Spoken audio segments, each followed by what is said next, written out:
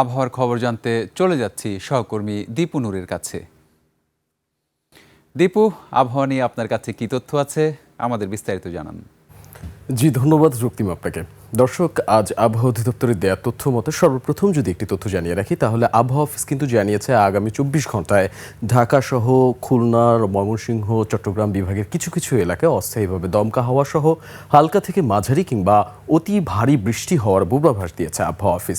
সেই সাথে বন্দরসমূহ এলাকাগুলো যেমন চট্টগ্রাম, খুলনা, এই সমস্ত এলাকাগুলোতে কিন্তু আবহাওয়া অফিস জানিয়েছে 44 থেকে 88 মিলিমিটার পর্যন্ত অতি ভারী বর্ষণ রেকর্ড করা হতে পারে আগামী 24 ঘন্টায়।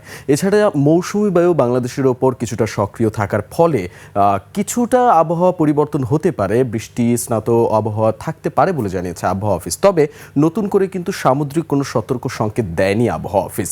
গত 24 ঘন্টায় সর্বোচ্চ তাপমাত্রা রেকর্ড করা হয় নারায়ণগঞ্জে, যা ছিল 36 ডিগ্রি সেলসিয়াস। বিপরীতে সর্বনিম্ন তাপমাত্রা রেকর্ড করা হয় মাত্র 24 ডিগ্রি সেলসিয়াস।